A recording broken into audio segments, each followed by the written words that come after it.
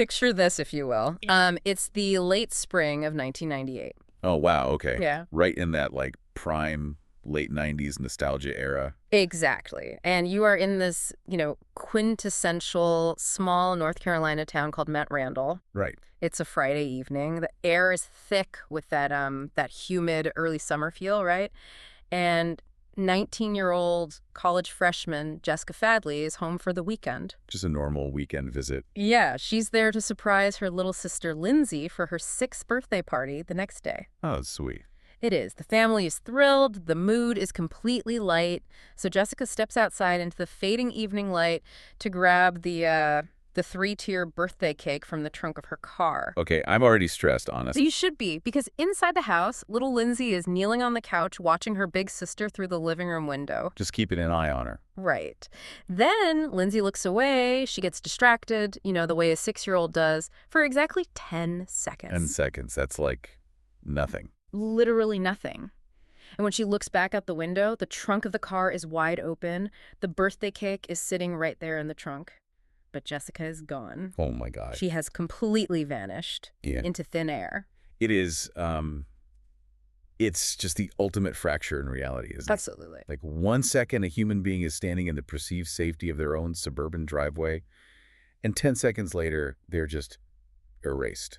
And there are no signs of a struggle, no tire tracks speeding away. No screams, nothing. Nothing, and it stays that way for 24 agonizing years. Wow. 24 years. Yeah, Jessica's disappearance remains a cold case. It's a literal ghost story that fundamentally defines this town, and, it traps her family in this kind of suspended animation. Which is just, that's such a heavy thing to carry for over 2 decades. It really is, and that is the incredibly dark, visceral starting point for our audio experience today. I am so ready for this. Welcome, everyone.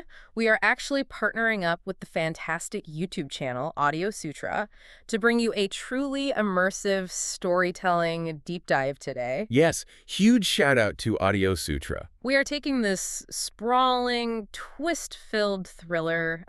It's a novel called The Lake of Lost Girls by Katherine Greene. Which, just as a quick side note, is actually the pen name for the writing duo Meredith Walters and Claire C. Riley. Right, exactly. Good catch.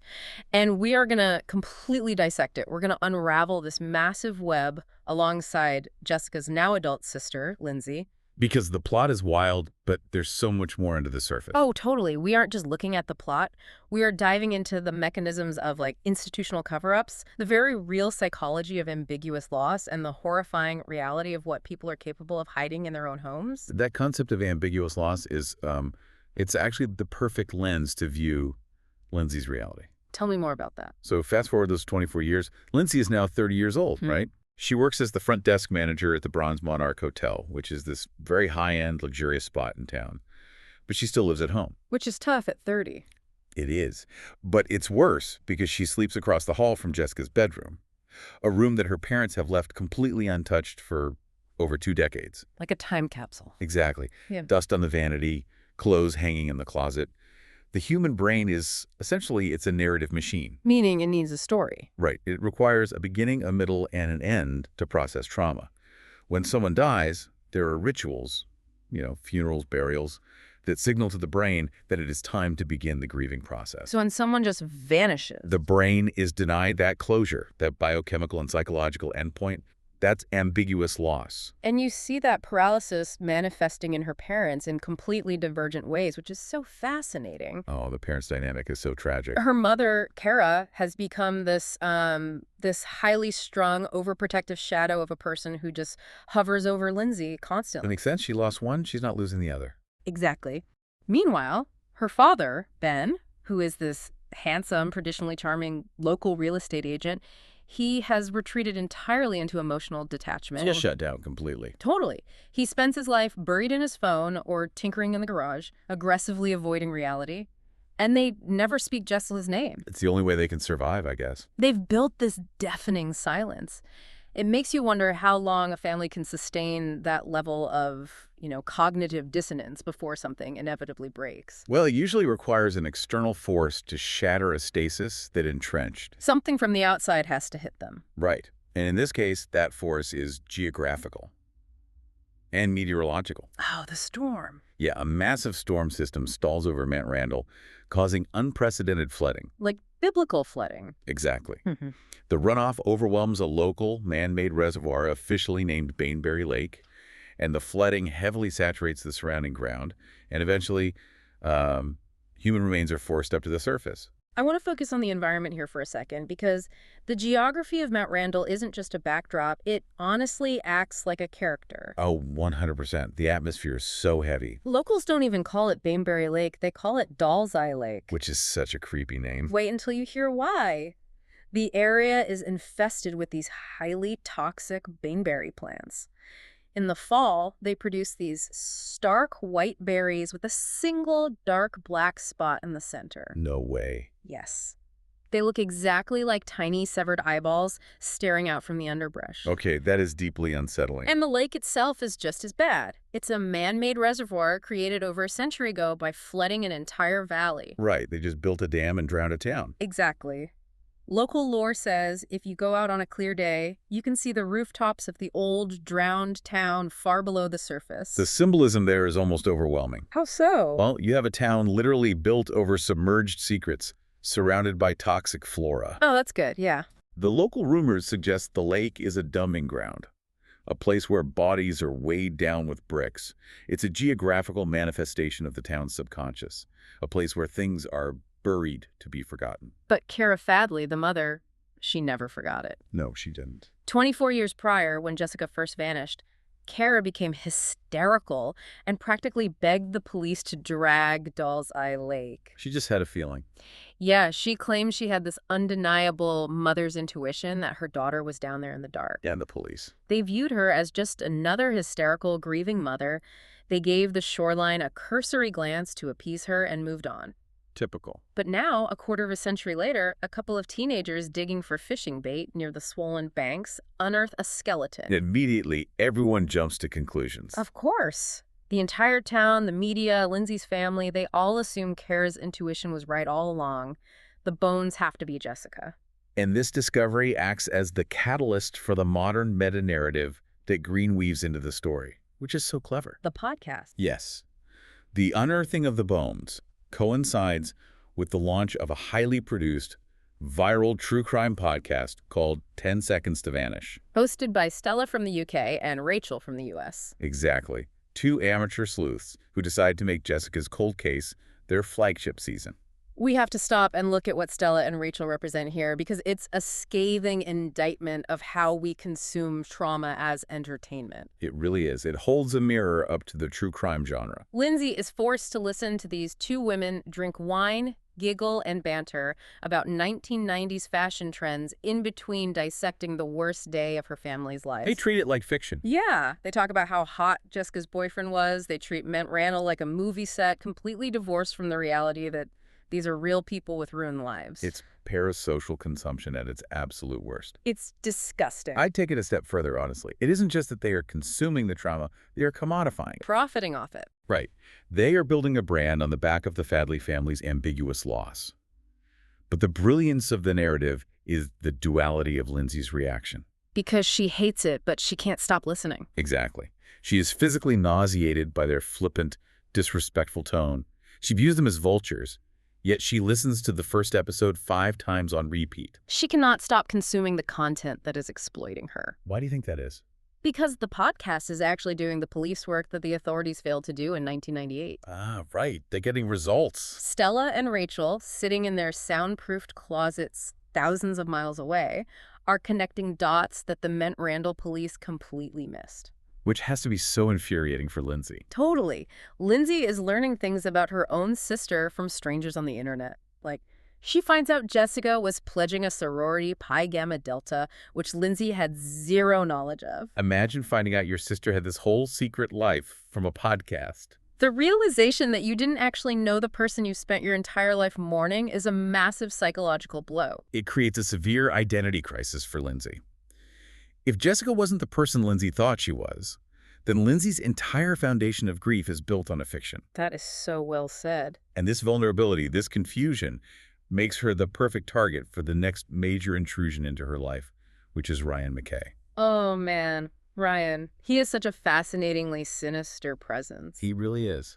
How does he enter the picture? So Lindsay is working her shift at the Bronze Monarch Hotel when this charming, baby-faced, slightly older guy checks in as a guest. Classic meet cute setup. Right. He's incredibly smooth. He watches her expertly de-escalate a tense situation with an irate customer in the lobby, and he compliments her on it. Always good. He makes her feel seen, which is intoxicating for someone who has spent her life being invisible, living only as the sister of the missing girl. He validates her existence outside of the tragedy. Exactly. So later, he casually approaches her table while she's eating dinner at the hotel's restaurant, the Golden Butterfly. The psychology of this interaction is textbook manipulation. How so? He approaches her in a space where she feels comfortable and authoritative. He leverages proximity and charm to bypass her natural defenses. He disarms her completely. Right. He sits down, engages her in conversation, and builds a rapid rapport before he springs the trap. The folder. Yes. He pulls a thick manila folder out of his satchel and drops it on the table. It's full of old newspaper clippings, photos of Jessica, and photos of Lindsay as a crying 6-year-old at a candlelight vigil. The audacity is staggering. It's breathtakingly invasive. You meet someone, you feel a genuine spark of human connection, and then they reveal they are actively studying you like a lab rat. It's a betrayal before they even really know each other. Ryan announces he is a journalist for the Chicago Courier, and he feeds her this incredibly flimsy line about serendipity, claiming he had no idea she was Jessica's sister when he booked the hotel. Yeah, sure. A total coincidence. Right. He tells her he's in Mount Randall to write a massive, multi-part investigative series on the case now that the podcast has made it a national sensation and the bones have been found. Lindsay's reaction is entirely justified here. She feels utterly violated. As you should. She calls him out for what he is. A media vulture looking for a prestigious byline, looking to win an award off her family's suffering. She tries to assert her humanity. She tells him that to him it's just a story, but to her it's a devastated mother and a broken father. But Ryan's response is highly irregular for a supposed objective journalist. What does he say? He snaps back, "It's my life too." Which is such a massive red flag. Why is a random reporter from Chicago claiming personal ownership over a 24-year-old cold case in North Carolina? It hints at a much deeper, darker connection, which we will definitely uncover. Yes, we will. But first, Ryan's presence forces us to look at why a Chicago journalist and a couple of podcasters are the ones doing the heavy lifting. That's the real question. Why did the local investigation fail so spectacularly in 1998? To understand that, you have to look at the sociological ecosystem of Mount Randall. You have a classic town versus gown dynamic. I love how this book explores that. It's so prevalent in college towns. Mount Randall itself is described as a tired, struggling, working-class town situated in a valley. Towering above it, literally and figuratively, is Southern State University.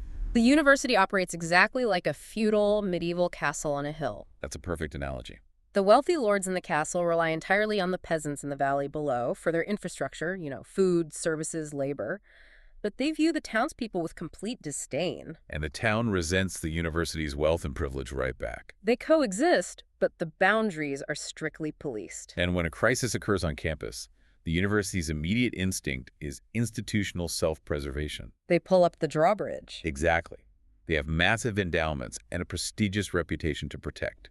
They do not want local blue-collar police officers whom they view as incompetent townies trudging through their manicured quads. Interrogating their elite faculty and wealthy students. Right. This protective reflex creates an environment where crimes can be easily swept under the rug.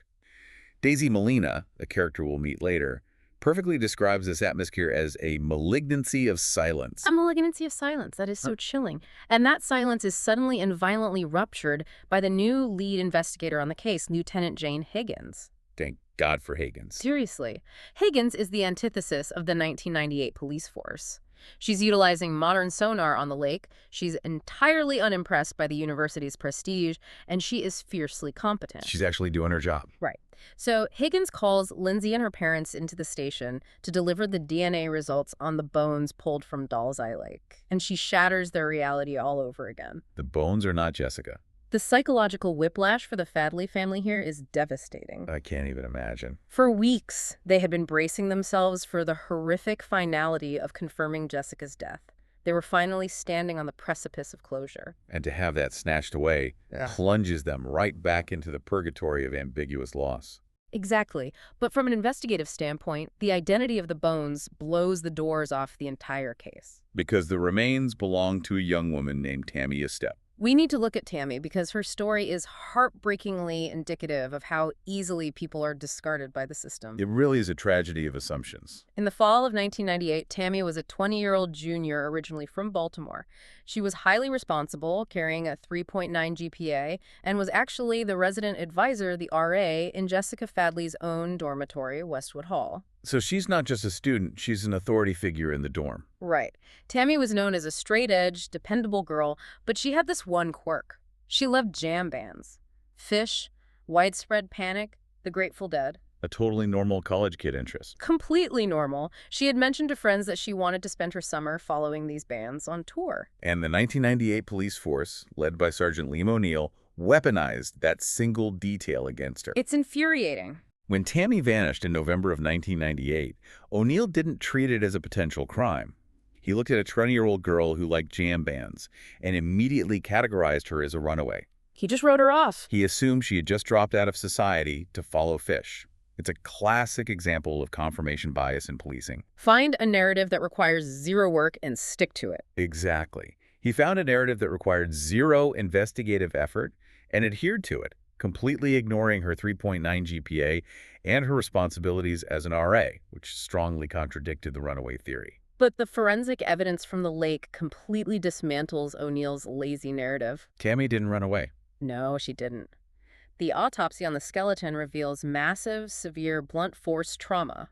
Her skull was catastrophically fractured, specifically the occipital bone at the base of the skull. That's a brutal murder. Brutal. She was murdered, and her body was dragged into the woods near the lake, wrapped in scraps of a blue and green plaid wool blanket, and buried in a shallow grave. And the discovery of Tammy's murdered body forces Higgins and the modern police to reevaluate the entire timeline of 1998. Because she wasn't the only one. Right. They realized Tammy was not an isolated incident. She was the first domino. Within a terrifyingly short window between the fall of 1998 and the spring of 1999, 4 young women, all connected to Southern State University, disappeared. The timeline is chilling when you lay it out. Let me run through it. Go for it. Tammy Estep vanishes in November. The following month, in December, Phoebe Baker disappears. Phoebe was a quiet, red-headed freshman who was actually in Jessica's sorority pledge class. So there's a connection there. Right. Then in February, Megan Lambert vanishes. She was a 19-year-old freshman living on the exact same floor as Jessica in Westwood Hall. Another close connection. And finally, Jessica herself disappears in late April. It is a staggering cluster of missing persons. It really is. 4 young women in the same demographic, from the same insular campus environment, vanishing within 6 months. The statistical improbability of these being isolated, unrelated events is astronomical. Yet, incredibly, Sergeant O'Neill and the 1998 police force never officially connected the cases. Which is just, it borders on criminal negligence. Honestly, I find it hard to believe it was just incompetence. When you have 4 girls vanishing from the same dorms and sororities, there has to be an active refusal to connect the dots. Willful blindness. Exactly. The police wanted to keep the town calm, and more importantly, they did not want to go to war with the university. There's that town gown dynamic again. Right. If they admitted a serial predator was hunting co-eds on campus, enrollment would plummet, the endowment would suffer, and the university would bring its massive legal and political weight down on the local precinct. So they chose the easy way out. They viewed each girl in a vacuum. Tammy ran away. Phoebe was a transient. Megan had family issues. They found excuses for all of them. It's the path of least resistance. But when you look at the cases as a unified cluster, you immediately start searching for the common denominator. Who is hunting these girls? And the novel provides a deeply unsettling yet highly realistic prime suspect. The archetype of the institutional predator. Dr. Clement Daniels. Dr. Daniels. He is the worst. Dr. Daniels is the professor everyone warns you about, but no one ever reports. We all knew what in college? Seriously, he's a 40-something statistics professor. He's married with children, presenting this veneer of respectable domesticity. But on campus, his behavior is an open secret. He uses his position of intellectual authority to groom and prey on his young female students. The power dynamics in academia create an environment heavily tilted in favor of the abuser, don't they? Absolutely. A professor controls a student's grades, their academic future, their recommendations. For a man like Dr. Daniels, the university isn't just a workplace, it's a hunting ground where the prey is naturally subordinate and financially or academically dependent on his approval. And Ryan McKay, utilizing his journalistic resources, starts digging up circumstantial evidence against Daniels that is incredibly damning. What does he find? Through interviews, it comes to light that Tammy Estep, despite her straight-edge reputation, was having a secret affair with a married professor. Ah, so that breaks the perfect RA image. Right. Furthermore, Jessica had confided in friends that she had personally witnessed Dr. Daniels making out with Phoebe Baker in a parked car late at night, shortly before Phoebe vanished. So Daniels is physically linked to two of the girls already. And the connections tighten specifically around Jessica. Jessica was a brilliant student. She arrived at Southern State with a 1510 on her SATs. She was a genius. Yet, in the spring semester of 1999, right before she vanished, her academic life imploded. She started failing. Which is a classic sign of trauma or abuse. Exactly. But inexplicably, she chose to audit Dr. Daniels' statistics class. Wait, audit? As in, take it for no credit? Yes. Why would a failing student voluntarily sit in on an incredibly difficult math class without receiving credit unless she was inextricably tied to the professor teaching it? That is a massive red flag. And Ryan pushes further and unearths Daniels' past. Before coming to Southern State, Dr. Daniels taught at a community college in Tennessee.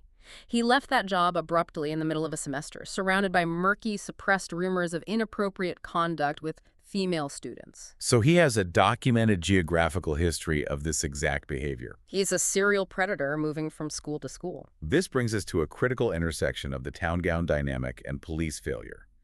If Daniels was such an obvious brazen predator, why didn't Sergeant O'Neill tear his life apart in 1998? Because they were cowards. Lindsay and Ryan actually tracked down the retired Sergeant O'Neill, who is now elderly and dying of cancer. A man with nothing left to lose. Right. When confronted, O'Neill drops his defensive posture and admits the truth.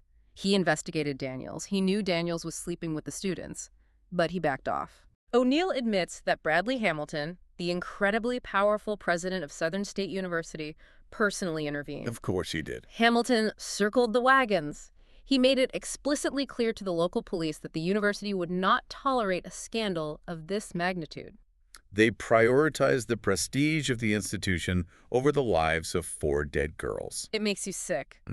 O'Neill admits that Daniels' only alibi for the nights the girls vanished was his wife, which any investigator will tell you is the weakest possible alibi. Oh, absolutely. Spouses lie for each other all the time. But O'Neill accepted it because going after a tenured professor meant going to war with the university president, and O'Neill cared more about his pension than he did about justice. It is a devastating admission of institutional rot. It really is. But the narrative doesn't let the reader settle comfortably on Dr. Daniels as the sole architect of the tragedy.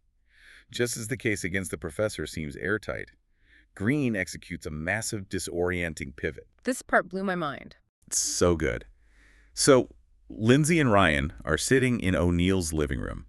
O'Neill, operating outside the law, has kept personal copies of the entire 1998 investigation in a cardboard box. Just sitting in his house. Yeah, he hands this box over to Lindsay. And as they converse, O'Neill flips through his old spiral-bound notebooks, and he looks at Ryan with a sudden spark of recognition. This is where everything turns upside down. Exactly.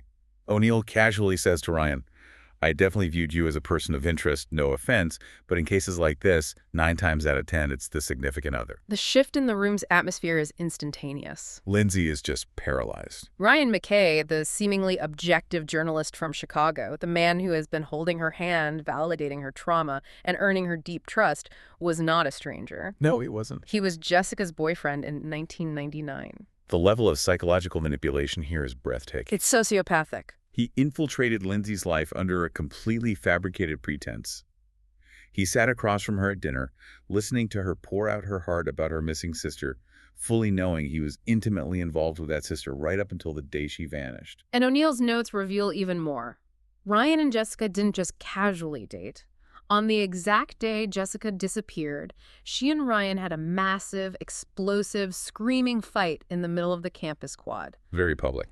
Yes, Jessica broke up with him very loudly and very publicly. If we evaluate Ryan through a criminological lens, he suddenly becomes a much more viable suspect than Dr. Daniels. How so? Daniel seems like the perfect villain. Daniels represents calculated institutional abuse. Ryan represents the volatile, emotionally charged rage of a rejected intimate partner. Statistically, as O'Neill noted, women are in the most danger of lethal violence at the exact moment they attempt to leave a controlling or volatile relationship. Let's map out Ryan's web of connections because once you pull the thread, the entire sweater unravels in horrifying ways. They have a very tangled web. Lindsay starts aggressively investigating the man she thought was helping her. She goes to Southern State to find Daisy Molina. Ah, Daisy. In 1999, Daisy was Jessica's roommate in Westwood Hall. Today, Daisy still works at the university as a student counselor.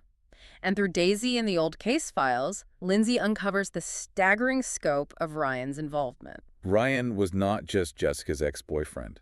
He was a central node connecting all the victims. It's crazy. Ryan had slept with Tammy Estep. He had a brief physical relationship with Megan Lambert. He had actually dated Phoebe Baker years earlier when they were in high school together. And he was seriously dating Jessica. He was sexually or romantically entangled with every single one of the 4 missing women. It fundamentally changes the profile. Right. We go from looking for a creepy professor to potentially looking at a highly organized, localized serial killer who targets his own ex-girlfriends and casual hookups. The fact that the police completely ignored a single male student who had slept with 4 missing girls is mind-boggling. But Daisy Molina provides the missing piece that explains why Ryan was never arrested.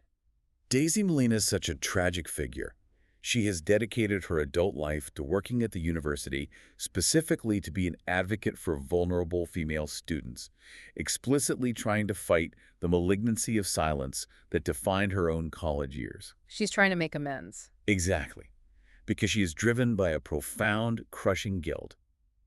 In 1999, Daisy provided Ryan McKay's alibi. When the police questioned Ryan about Jessica's disappearance, Daisy swore on the record that Ryan was in her dorm room. She claimed he got blackout drunk, passed out on her floor, and didn't move all night. But 24 years later, sitting in her office, Daisy breaks down and confesses to Lindsay. The alibi was a complete fabrication. She lied to the police. The psychology of why someone provides a false alibi is complex. Daisy explains that on the night Jessica vanished, Ryan didn't get drunk in her room.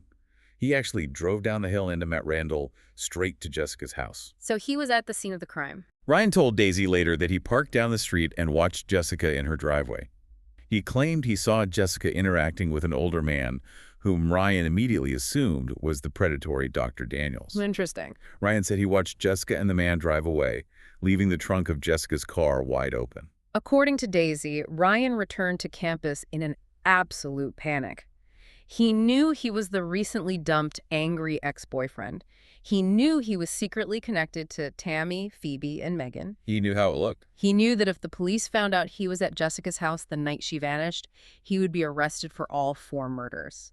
So he begged and manipulated Daisy into providing the fake alibi, convincing her that if she didn't lie, an innocent man would go to prison while the real killer, Dr. Daniels, went free. And Daisy has carried the agonizing weight of that lie for decades. Yeah. Because she raises the most terrifying question.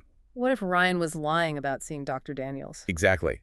What if Ryan, enraged by the public breakup, drove to the house, confronted Jessica in the driveway, and murdered her? By providing the alibi, Daisy may have granted immunity to a serial killer.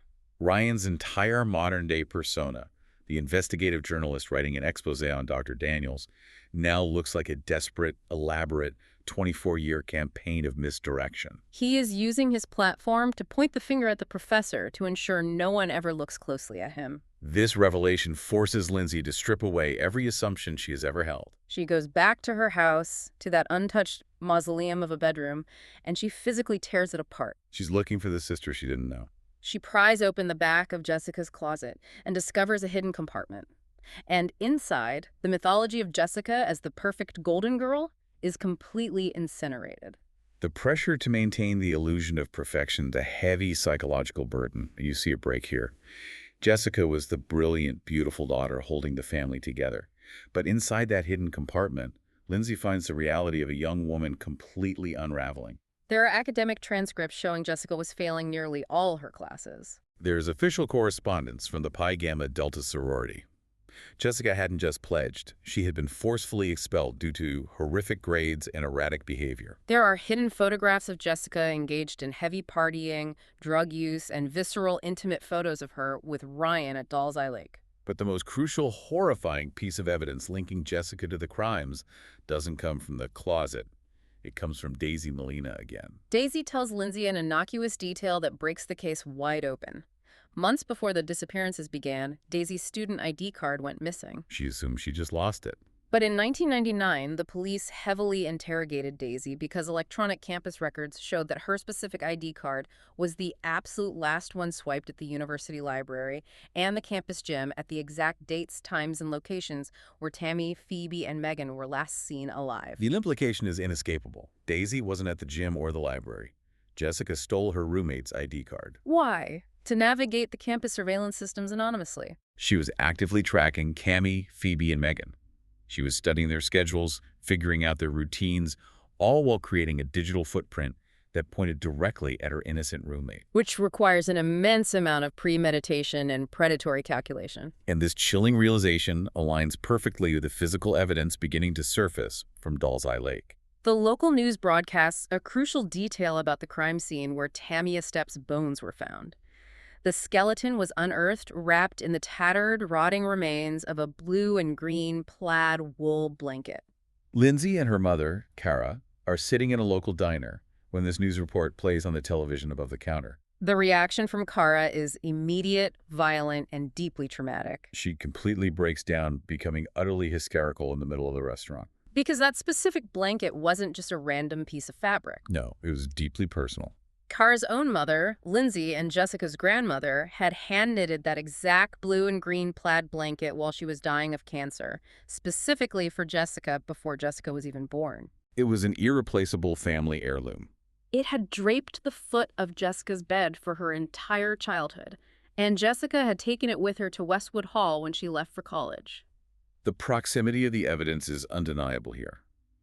How does Tammy Estep, a girl from Baltimore, end up buried in the North Carolina woods, shrouded in a deeply personal, customized family heirloom taken directly from Jessica Fadley's dorm room? But the lake hasn't finished yielding its secrets. The police dive teams, scouring the silty bottom of the reservoir with sonar, locate a second body weighed down with bricks. Dental records and DNA confirm it is Megan Lambert. And when the medical examiner processes Megan's skeletal remains, they find a silver ring still clinging to the bone of her finger. The inside of the band is engraved with the initials JAF. Jessica's ring. A ring that Jessica had casually told her mother she had lost somewhere on campus months before Megan vanished. Lieutenant Higgins and the modern police force interpret this evidence through the traditional lens of serial murder. They theorize that the killer, whether it's Dr. Daniels or a transient predator, is taking trophies from his victims and mixing their belongings, perhaps as a psychological signature. They believe this proves Jessica was definitely a victim of the same killer, and her body is just waiting to be found somewhere in the vast expanse of the lake. But I would strongly argue against the police theory here, and Lindsay comes to the same terrifying conclusion. Right. The logic doesn't hold up. If Dr. Daniels is a calculating predator covering his tracks, why would he steal a highly identifiable blanket from one victim's dorm room specifically to wrap another victim in it? It makes no sense. If Ryan is killing his exes in a rage, why is he meticulously swapping their jewelry? Trophies are usually kept by the killer in private, not left on other rotting corpses. The logic only holds together if you completely shift the paradigm. Jessica's belongings are intimately involved in the concealment of the bodies because Jessica was intimately involved in the murders. It is the ultimate subversion of the victim narrative. Lindsay is forced to stare into the abyss and recognize that her sister was not a helpless casualty. She was present, she was active. Which leads us to the final devastating act of this narrative, Part 5, The Monster in the Garage. The revelation that shatters the Fadley family permanently comes from that illegal box of case files Seshti O'Neill handed over. Lindsay is reading through decades-old interview transcripts, and she finds an interrogation log concerning her own father, Ben Fadley. Ben Fadley, the quiet, emotionally distant father who spent 24 years tinkering in his garage, seemingly paralyzed by the grief of losing his daughter. In the spring of 1999, the police received a tip from a student who saw Megan Lambert willingly get into a pristine yellow 1965 Mustang Boss 429 on the afternoon she disappeared. A highly specific, rare classic car. Extremely rare. The police ran the registry and tracked the car straight to Ben Fadley's driveway. They executed a search warrant on the Mustang, and forensics found a sample of semen embedded in the fabric of the passenger seat. They brought Ben into the interrogation room, and under the pressure of a potential murder charge, the respectable, married real estate agent broke. He confessed to Greene O'Neill that he was having an ongoing, secret sexual affair with 19-year-old Megan Lambert. Let the sheer depravity of that sink in. He is carrying on an affair with a teenager who lives in the exact same dormitory as his own teenage daughter. And Greene O'Neill, demonstrating yet again his catastrophic failure as an investigator, accepted Ben's confession of infidelity, believed his denial of the murder, and dropped him as a suspect entirely. Unbelievable. O'Neill wanted to protect a fellow local townie's marriage from a scandal, so he buried the interview. Armed with this horrifying truth, Lindsay confronts her father. She doesn't do it in the house. She walks out to the dilapidated, leaky, detached garage. Ben is standing there, leaning against that exact same yellow Mustang, which has been sitting on blocks, hidden underneath a massive blue canvas tarp for 24 years. The author, Katherine Greene, uses the setting of the garage to execute an absolutely brilliant, stomach-churning piece of foreshadowing here. The smell. Yes. Lindsay experiences a visceral sensory flashback. She remembers being 8 or 9 years old, a few years after Jessica vanished. The garage began to emanate an unimaginably horrific smell, the sweet, cloying stench of rotting meat. Ben told his wife and little Lindsay that a raccoon had crawled high up into the eaves of the garage and died where he couldn't reach it. He boarded up the rafters, but the smell was so overpowering, so relentless, that he went to extreme measures. He placed dozens of shallow bowls filled with white vinegar all over the workbench, and he purchased industrial gallons of peppermint oil, literally dousing the concrete floor and the walls of the garage in it to aggressively mask the scent of decomposition. The psychology of the family in that moment is deeply disturbing. They smell the rot, but they accept the narrative of the raccoon because to question the patriarch, to investigate the smell, is to invite chaos into a household already clinging to sanity by a thread. They actively choose the illusion over the sensory reality of death. And as Lindsay stands in that garage 24 years later, breathing in the phantom scent of peppermint oil, the ultimate horrifying truth of 1998 finally clicks into place. Dr. Clement Daniels was a predator, but he didn't kill those girls. Ryan McKay was a manipulative opportunist, but he wasn't a murderer. There was no random serial killer stalking the woods of North Carolina. Jessica Fadley killed them. It is a terrifying exploration of a complete psychological collapse. Jessica had always idolized her father. He was the center of her universe, the standard against which she judged all men. But one afternoon, walking through town, she turned down an alleyway and saw her father pressed against a wall, intimately making out with a teenager. Megan Lambert, the girl from her own dorm floor. That moment of visual confirmation completely shattered Jessica's mind. The cognitive dissonance was too great for her brain to process. Her perfect father was a monster, but she couldn't direct her rage at him because she loved him too much. So her brain initiated a violent psychotic break. She experienced a warped, delusional manifestation of vigilante justice. She decided it was her moral imperative to punish the homewreckers. She targeted the girls on campus who were sleeping with older, married men. The methodology is terrifyingly cold. She used Daisy's stolen ID card to stalk them. She knew Tammy was sleeping with a professor. She lured Tammy out behind the dorms into the dark, pulled a heavy iron pipe from her jacket, and bludgeoned the RA to death. She stalked Phoebe Baker and killed her. She stalked Megan Lambert, the girl who broke her father, and murdered her. Jessica became a highly organized serial killer, projecting her hatred of her father's infidelity onto the bodies of her classmates. But a 19-year-old girl living in a dorm cannot successfully dispose of 3 bodies on her own. This is where Ben Fadley's role evolves from a flawed, cheating husband into a truly monstrous enabler. Every time Jessica committed a murder, the adrenaline would fade, the fugue state would break, and she would be standing over a corpse, terrified. And who does a little girl call when she's in trouble? She calls her dad. Ben Fadley's psychology here is a masterclass in the destructive power of parental guilt. Ben knew his affair was the trigger that broke his daughter's mind. He felt entirely responsible for turning his golden child into a murderer. Out of a sickening, twisted sense of obligation, he became her cleaner. In the dead of night, he would drive his prized yellow Mustang up the hill to the university. He would load the battered bodies of these young women into his trunk. He drove them out to Doll's Eye Lake. He buried Tammy in the woods, desperately wrapping her in Jessica's blanket as some warped gesture of care. He tied bricks to Megan and Phoebe and pushed them into the black water. Which brings us full circle, all the way back to the very first moment of our deep dive, the 10 seconds. On the day of Lindsay's 6th birthday party, Jessica was home. But the psychotic break was complete. She was entirely out of control, unpredictable, and Ben realized she was never going to stop killing. He realized the police were closing in, and his daughter was a remorseless monster. It is the moment the enabling parent realizes the dog they raise has rabies and must be put down. While little Lindsay was inside the house, kneeling on the couch, watching through the window, she got distracted. She looked away for exactly 10 seconds. In that impossibly brief window, Ben Fadley walked up behind his own daughter in the driveway. He wrapped his hands around her neck and he strangled her to death. To save himself from prison, to save his family from the horrific scandal of harboring a serial killer, he murdered his own child. He quickly shoved her limp body into the open trunk of his yellow Mustang and slammed it shut, just as little Lindsay turned back to look out the window. He immediately backed the car into the detached garage, threw that heavy blue tarp over it, and left it there. For 24 years, Ben Fadley lived a quiet, suburban life. He ate dinner with his wife.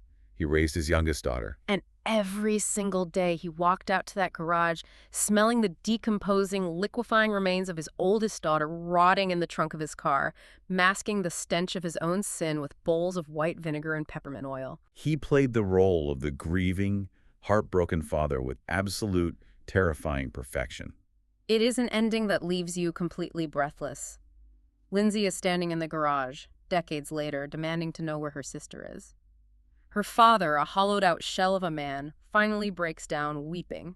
He points a trembling finger at the yellow car. Lindsay steps forward, grabs the dusty blue tarp, and yanks it back. She pops the trunk, and she looks down into the darkness at the mummified remains of the sister she has spent her entire life mourning. The epilogue of the story, appropriately, is framed through the lens of the podcast, 10 Seconds to Vanish. The aftermath is swift, brutal, and entirely devoid of a traditional happy ending. Ben Fadley, in his final act of twisted paternal protection, confesses to all 4 murders.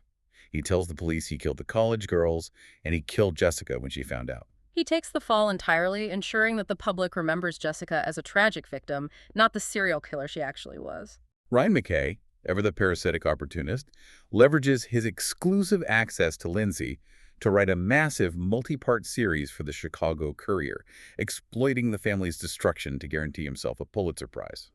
Kara Fadley, completely mentally shattered by the revelation that she was sleeping in a house 50 feet away from her daughter's corpse for a quarter of a century, files for divorce and vanishes from Mount Randall. And Lindsay, finally released from the purgatory of ambiguous loss, packs her bags and moves to New York City.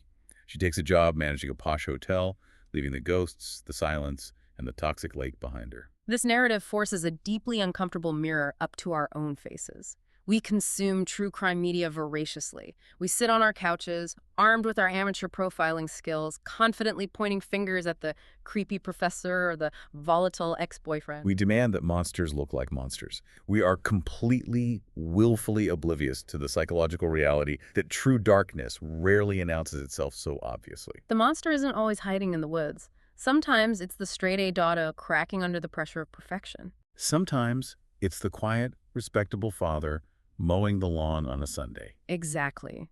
We spend so much time and energy installing security cameras, locking our deadbolts, terrified of the fictional boogeyman trying to break in from the outside. But after navigating Lindsay Fadley's nightmare, after realizing what was sitting just feet away from her, decaying in the dark for 2 decades, it leaves you with a deeply unsettling question.